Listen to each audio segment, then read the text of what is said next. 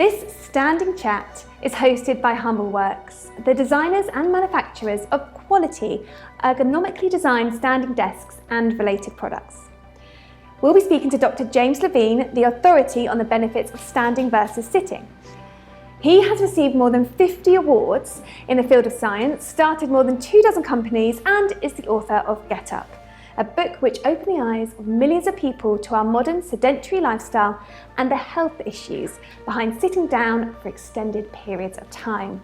Hello again, Dr. James Levine. Hi India, how are you today? I am well. I'm feeling really excited about today's episode because I'm ready. I feel like I've got burning question to ask at the beginning. So I'm really understanding the context behind why we need to stand more, why sitting is having a really negative effect on our mind and body. Mm-hmm. I understand that my journey to get there is a very, very personal one. Mm-hmm. And I understand to an extent what I've got to do to get there. Mm-hmm. But I don't really understand how. And I guess what I'm asking you today is, how do I create a plan to get from A to B? I don't know if it's that simple. Well, so I think it's a fantastic question. You never ask me easy questions. So the first thing I'd say is there's a paradox here, because on one hand, what we're talking about is conceptually really simple. In order for me to take back what it is I want of my life, I need to get up and take it. Simple. If it was that simple, the revolution would have occurred already, right? We'd have a whole population, a whole world of people who have got up and taken back that which they wish for themselves. And so the reality is, what can appear to be so simple can in fact have a degree of complexity. And as you actually think about unpeeling a true solution set, there are a couple of obvious truths. There is a biology, and there is an environment in which we live. There is a nature and there's a nurture. I'm going to start with a ridiculous example before I answer your question. I like ridiculous. It's a ridiculous example, but it's actually really important. One of the many honors I've had in working in science is that I've worked in some really, really poor places. One of them is I worked in the Kibera slum in Nairobi. 60,000 people live on less than $1 a day. 60,000 people. There aren't streets, there aren't houses, there isn't water, there aren't toilets. There is no education, sustained education anyway. 60,000 people live in poverty together. Going in there, talking like we are, and saying, well, come on, up you get, take control of your life, make it happen, Captain, is ludicrous. And that's the point I'm trying to make. We all live in environments, some much more harsh than others, that make taking on a change, a displacement in our lives, that much more complex. However, those listening today, mostly, do have power. They have autonomy, they have freedom, freedom of expression, and freedom of movement.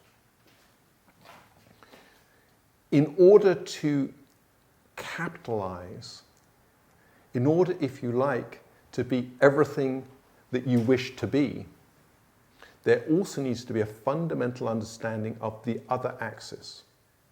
The other axis is that there is a scientific underpinning to every fidget, every movement that we make, and it is fascinating. We started these experiments years ago in the lab, and what we did was we wanted to understand whether it was simply nature, simply the environment that affected why people would sit so much and other people are moving so much, or whether in fact there truly is a science at the base of the brain, in the hypothalamus, that is driving what we do. Now, why is that important? Who cares? I'll tell you why it's important. Because when you plan any change in your life, it's sort of like if you want to understand what you're going to do with any project, you've got to have the info, right? If you don't have the intelligence, and I don't mean the intelligence up here, I mean the intel, right? You're going to make bad decisions, you're going to make bad moves, it's not going to work. And so we wanted to understand, in order, before we started developing plans for individuals, going into offices, going into schools, going to old age homes, in fact, we wanted to understand what's really going on at the base of the brain. And what we found was actually astonishing. There are chemicals, one of them is called orexin, there are several others, that when you think about movement, how we move, how each of us moves, it isn't just random, it isn't just response to whether we're in a harsh environment, a permissive environment, a hot environment, or a cold environment. Actually, deep down, underneath it all, there is a pulsing chemistry from the base of the brain causing all of those movements that we observe if you sit and watch people. Now, why is this important? Because if you do sit and watch people, I spend a lot of time watching people in this way. We spend a lot of time measuring the movements of people in this way. We have terabytes of data of the movements of humans. We see several things that are astonishing. Okay. I'm going to tell you. Yeah. Yeah. I'm intrigued. Here we go. If you look at Mrs. Smith today and you look at Mrs. Smith in 2 months, she may be somebody with a very low pulse to be active. She may be somebody who is seduced more easily into the chair than Mrs. Jones, who has a high fire rate, pulsing away, bah, bah, bah, bah, bah, bah. And you see these people in Starbucks or any other coffee place. You see some people sitting down, chillaxing, reading the paper, da, da, da, da. Other people are getting up to get sugar. Oh, forgot to get the stirrer. Oh, I want to get extra milk, and off they go. That isn't because one has a program and one doesn't have a program. That is because their biologies are different. It is a fundamental biology. There's an orchestra inside your head. Let's hope this doesn't drive you crazy. There's an orchestra inside your head conducting every movement that you make. Now that orchestra is partly determined by your genetics. That orchestra is partly learned. Now, how do you change the tempo of the orchestra? What's interesting is you start with the smallest movement you can imagine, the fidget if you like, and that's you start. That first movement takes you to the second movement, takes you to the third movement. You get up out of your chair, you take on one thing and do it. Whether it's a walk across here, a walk to the printer, instead of having your lunch at lunchtime, sitting at your desk, as 60% of workers do, you decide to take a little walk at lunchtime. Maybe you make that first movement. Now, if you do that for 21 days repetitively, 21 times in succession, 21 cycles of that brain, the tempo inside your brain starts to speed up. And what is fascinating is once you've taken on that first activity, let's say it's that walk on lunchtime, the first activity begets the second activity. We call it the neat ripple effect. So A leads to B. And what is incredible is when you start to analyze the terabytes of data that we have on all of these little movements of people, is that people are incredibly consistent. In fact, if you measure Mrs. Jones twice, the lady who's sitting reading the paper gently, and you measure her in 8 weeks' time, she's going to be almost exactly the same. In fact, 81% of her movements at week 8 are predicted by week 1. Somebody else who's super active, 80% of her movements at week 8 being super active are predicted by week 1, meaning that once you remodel your brain through neuroplasticity, because once you up the tempo and you do it for 21 days with that walk at lunchtime before you take on your second activity, the brain remodels around it. The brain not just learns in the way that we learn a poem, but the brain chemically changes to adjust. So hang on. So now you think, oh, how can I bring these changes into my life? Yeah. The trick is you need to have a plan that allows you to take on change by change for 21 days consecutively, whatever it may be. Now, it's like if you take on a home project. If you take a home project just randomly, oh, there's a wall that needs doing, I think I'm going to paint it. I haven't got any paint.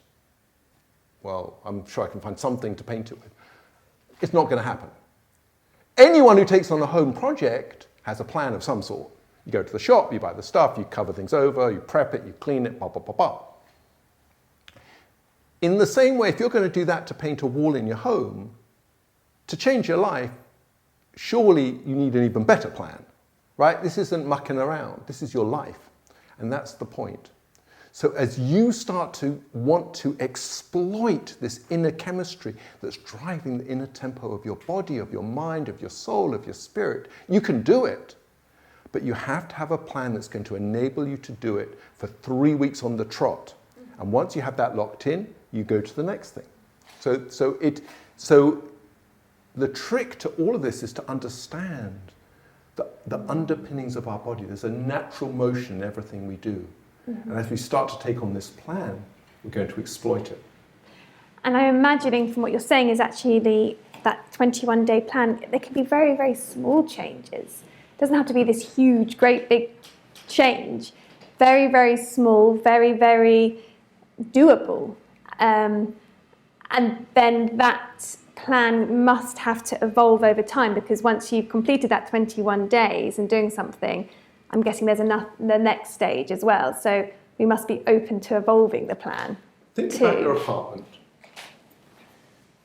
You've moved into this apartment and you can't afford to have builders come in and do it all for you. We call that bariatric surgery. In your apartment, you want to do the walls, you want to do the kitchen, you want to do the floor, but you've got a job. You can't do it all in one go. What do? You say, I'll tell you what, I'm going to do the living room today. So I'm going to have a plan. I'm going to go to the shop, I'm going to buy this, I'm going to protect, I'm going to wash it.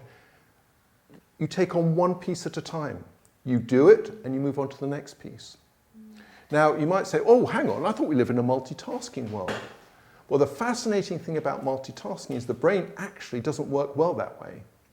The brain is actually designed to complete tasks, right? And again, you might think, oh my goodness, what's going to happen to my cell phone? I mean, but distraction, I mean, the experiments have been done that show if you actually take a British office worker and you give them a cell phone and sort of say, you know, do your normal texting during work hours and do all your Facebook and all the regular stuff, the diminishment in IQ is equivalent to smoking marijuana at work. And anyone who works, we all know that if you get distracted at work, you get distracted. So if you really want to sort of start to boil this down and really take on, if you like, the active life, pick your first fidget, follow it through, get it done for 21 days, plan it out, make it happen, Captain, and then take on something else, but do one thing at a time and get it done. And what happens, and we know this from the data, is really, really clear, is if you do it this way, as you say, one doable step at a time, one wall before the entire apartment, what will happen is you'll have, if you like, you'll develop the skill set, the internal rhythm, the internal passion to go to step 2. And that is actually what happens. And I'm imagining, sort of using that metaphor of DIY in a house, you complete one room, and actually, because you've got the first set of tools to complete that room, you can use some of those tools and you take them into the next room, the next stage of the plan, because you've used them before and you've learned the skills that are needed. So 100% right. 100%. And let's just take your idea and expand it, if I may, just for a second. Those tools are really, really important.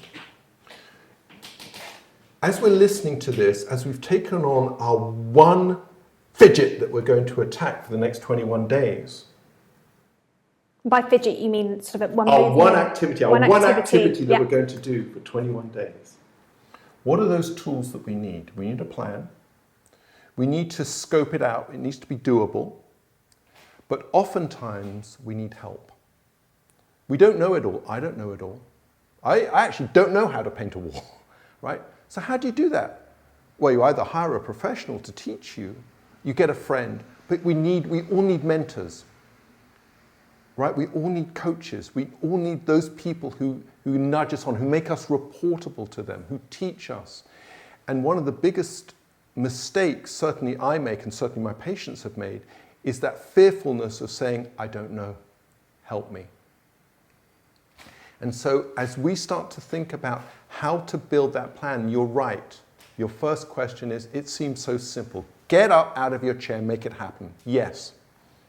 But don't take on the whole apartment at the same time. Take on that one activity you're going to do. Know in your mind you're going to do it for 21 days. Develop a plan. Build the skills. Get the tools. Get the helpers you need to make it happen. And once you've done that, and that alone, you will succeed and have the confidence to go on to the next. And as you're doing all of this, remember that inside is this beautiful internal orchestra of movement, of dynamism, of excitement, of passion that's going to grow with each activity, with each fidget you take on. I love that idea of this orchestra, because it's just, in my head, I'm just seeing that music within you just getting, more beautiful sort of colour, just louder and brighter as you move through your plan and your stages or the rooms within your apartment. Exactly. I think it's fantastic, and it really makes sense to me now, so thank you. Pleasure.